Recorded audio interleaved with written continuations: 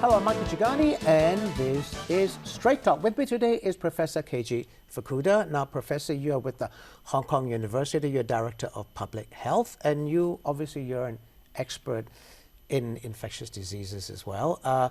Last week, Professor David Hui, who's also an expert, was here, and he is advising the Chief Executive Carrie Lam, and so are you. There are 4 of you who are advising Carrie Lam on this new Wuhan virus. Now, last week, Professor Hui was here, and neither one of us were wearing a mask. Okay, now today we're both here, and you and I were not wearing a mask. There's nobody else in this entire room. It's just you and me. Is there a misunderstanding about when and where you should wear a mask? Michael, I think that there are a couple of things which are useful for people to understand. In a situation like this where you're healthy, also I'm healthy, neither one of us have any symptoms, and there's no other people in the room, I think it's perfectly reasonable that we sit here and talk without a mask. There are other situations where people should definitely wear a mask. Healthcare workers, if you're sick, you should be wearing a mask. And then there are other situations where your chances of getting infected are very low. If you're walking out and taking a walk by the riverside or by the ocean. Should you be wearing a mask then? I think at those times it's reasonable to be thinking, do I need to use a mask now, or should I save the mask for when I'm in a crowded room with strangers and people that I don't know? Because I think one of the difficulties for Hong Kong right now is that people are quite concerned about the supply of masks. There's a panic situation going on. There's panic buying. People are paying. Somebody told me that this person said she had to pay over $500 for 20 masks. So I think that we have to be prudent about how we use the masks. And I think that in this kind of situation, again, this is one of those times where talking with you and talking with me without a mask Why is waste reasonable. a mask, right? Now, aside from being with Hong Kong University now as the Director of Public Health at the School of Public Health, you were before with World Health Organization, and you also were with the U.S. Centers for Disease Control and Prevention, right, for many years. And now you, as I said, you're among 4 people that Carrie Lam has sought advice from in a special panel, right, answerable only to her, right? Now, so people cannot buy face masks in Hong Kong now. What do you advise them to do? Michael, the thing which everyone of course is concerned about is how do I keep from getting sick? How do I keep from getting my family sick and people I care about? There are certain things people definitely can do. One of them is that if you're sick, you should try to reduce your contact with other people. Stay home, put yourself away from other people. If you are outside or any time during the day practicing basic hygiene measures, washing your hands when they're soiled, making sure that you don't cough in other people's faces but into your sleeve. These are basic measures which can help reduce the spread of infection.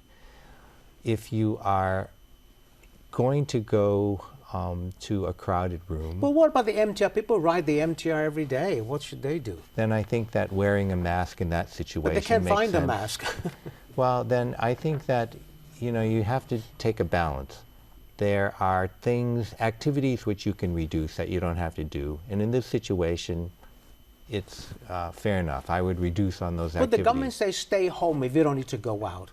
But people can't stay home all the time, right? No, you can't stay home all the time. People have to get out. They have to walk. They have to exercise. It's good for your emotional health. It's good for your mental health. But in those situations, you can take a walk in places which are not crowded. You can take a walk again along the water side.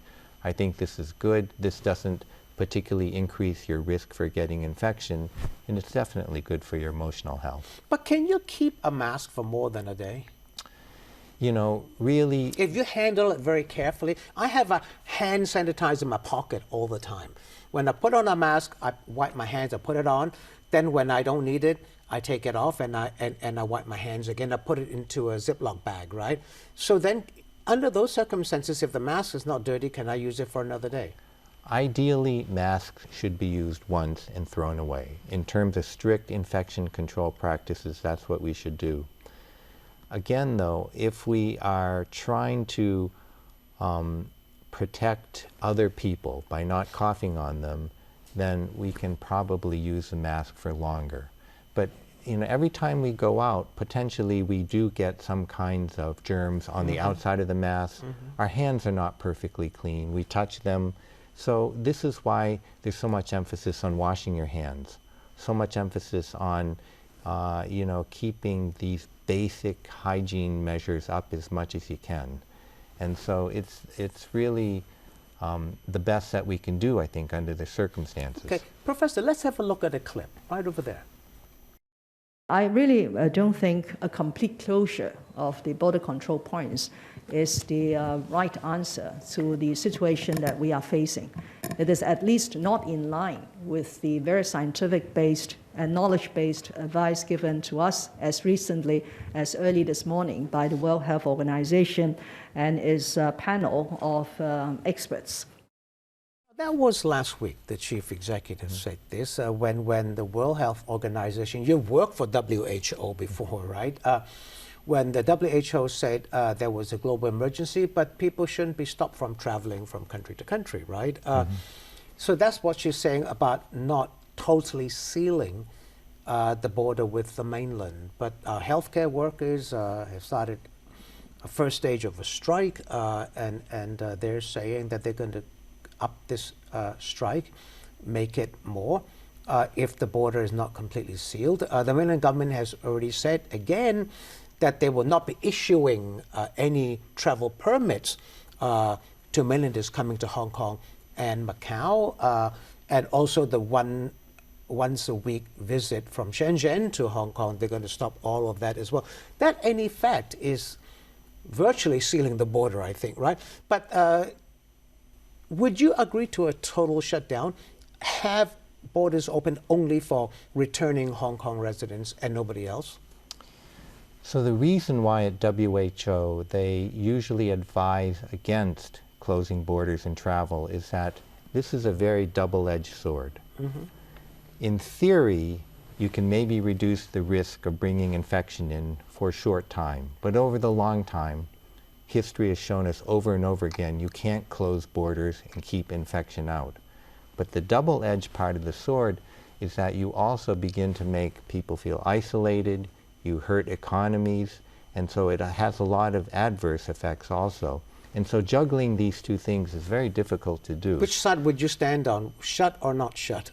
On here, it is a double-edged sword. So which side would you be on? Where I would be on is, I think, the measures which are in place right now, which is to decrease the traffic but not bring it to zero, is a reasonable place to be.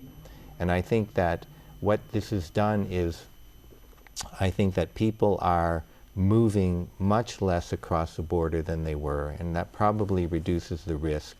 But I think trying to go to zero risk would be very difficult and would have quite severe consequences for Hong Kong. Well, the thing is, countries like the United States, the Philippines, Vietnam, they have already stopped mainland Chinese travelers to their countries, and anybody who's been to China for 14 days, within 14 days will be denied entry, right? The Philippines have actually even stopped Hong Kong people from going to the Philippines, right? Other countries are doing it, despite what the WHO said. Other countries are doing it. So this is the argument. Why aren't we? We're right next to mainland China. Every country has to make these decisions on its own. And the relationship of each country to another country is not the same. So we are right below Guangdong, and there is a lot of food which comes in. There are a lot of supplies which comes in. And so we have a very close relationship with the mainland. Other places have a different relationship, and other places weigh these factors differently. So I think that it's not really so useful to compare what is Hong Kong doing versus another country. It's not. Do you support the healthcare workers' strike? Some people do, some people don't. I understand fully the concerns of the healthcare workers. They don't want to be overwhelmed, and they are the frontline workers. You know, I used to be a healthcare worker myself. I understand the tremendous stress they're under. But I also see that we, the greater community in Hong Kong, are in a very difficult situation. My hope is that the healthcare workers and the government can really hold the discussions and work them through. Because it's also true that at a time like this, we want our healthcare system operating as fully as possible. We want it to be as strong as possible.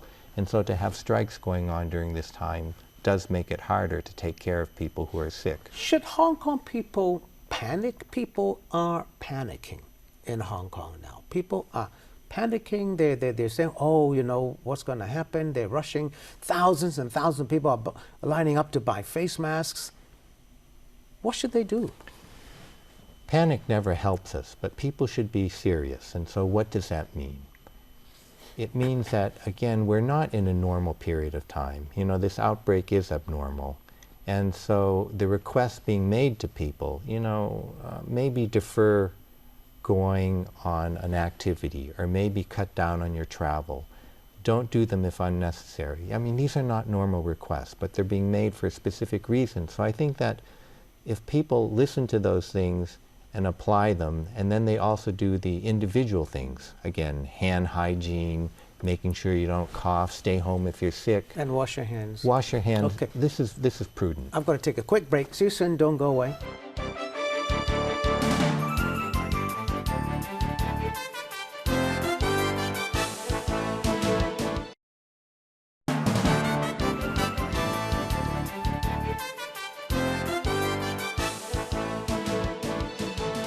Thanks for staying with us. This is Straight Talk. With me today is Professor KG Fukuda. Professor Fukuda, you're with the Hong Kong University School of Public Health. You're the director. And you've been with WHO, World Health Organization, and also the U.S. Centers for Disease Control for many years. And you're advising the Chief Executive, Carrie Lam, on this latest issue of the Wuhan virus. Now, before the break, I asked you, people are panicking. What should they do? You live here in Hong Kong now.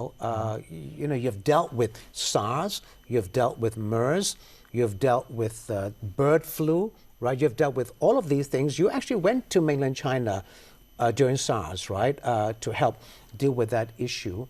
So sitting here, Professor, you're obviously very, very experienced in all of these things. What do? You're now in Hong Kong. There's panic. You know, the infection rate in Hong Kong is constantly going up. As I said, there are nearly 400 dead across the border. What do you do? I mean, are you scared? Sure. So what I do, Michael, is, you know, I try to keep myself pretty informed, what's going on in the city, what's going on worldwide.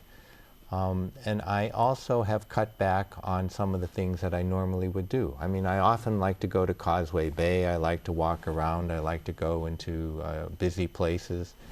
And I've cut back on some of those things. But I also know I don't want to become isolated. So my wife and I will go out on walks. We'll go on hikes. And we will do those things to keep up our, you know, our spirits and so on, because it's a heavy time in Hong Kong right now. And then the other things is that I try to provide whatever assistance I can in terms of advice and perspective to others. And so that's basically my days right now. So now the thing is, we don't know how long this thing is going to last, right? SARS kind of came, and then after a few months, it disappeared, right? Is this worse than SARS? And do you see it burning itself out like SARS? You handle SARS, so you know. Sure. I mean, right now, this outbreak is already larger. You know, the numbers are much larger than we saw for SARS. There are a couple of key things which we still don't really understand, which we have to understand before we can predict more how it's going to move.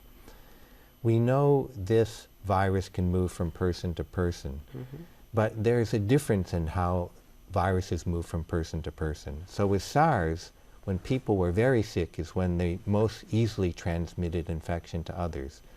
If on the other hand we look at an infection like influenza, very early on when people are just beginning to get sick is when they most easily transmit infection to other people. That's a big difference. So what is it with this new virus? Right now we don't understand things like that. The second thing that we need to understand is, really how many cases are out there? How many people are really infected? Nobody seems to know. Yeah, we don't, and we're going to need studies for that. But then, Professor, it's now emerged that mainland China scientists knew that it could spread from person to person, way back in December, early December, but they never let this fact out. Some scientists who let it out were actually arrested and then lectured. That delay of several weeks, if that hadn't happened, would we be where we are now?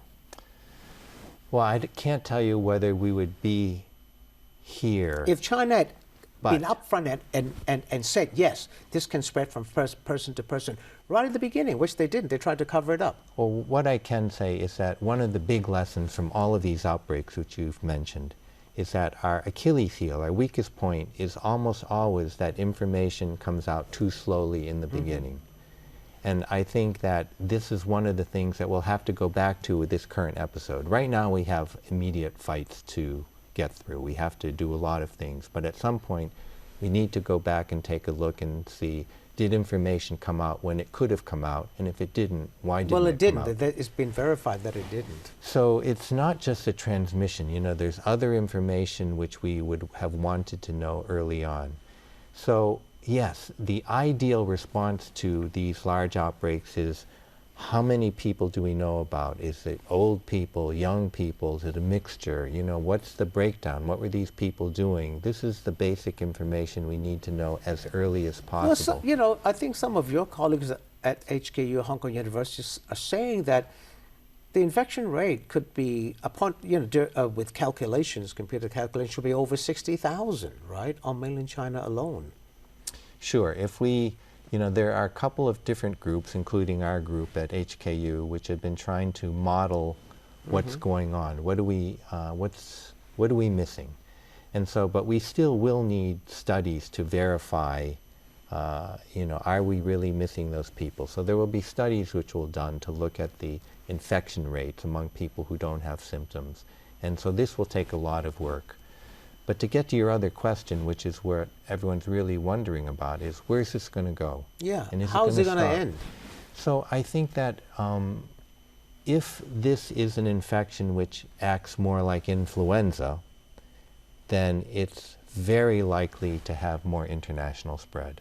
It's very hard to stop a respiratory infection that spreads when the illness is just starting up. And this we know from other diseases. There's much more of a chance to stop an infection if people are very infectious when they're sick, but not so infectious when they're not sick. And so this is some of the information which we don't know yet. But then is it going to become a global pandemic? Right now it's an epidemic obviously in Wuhan and in Hubei province, and is spreading to the rest of the country. All the provinces in mainland China have got cases. But globally, the numbers are not as high. What you just said is pretty frightening, that you cannot stop something like that if it's like an influenza thing, right? So do you see a global pandemic coming? Well, what I see right now is that we have, again, this outbreak which has grown fairly quickly. We also have an unprecedented level of attempts to try to stop it. What's going on in China is really mind-boggling.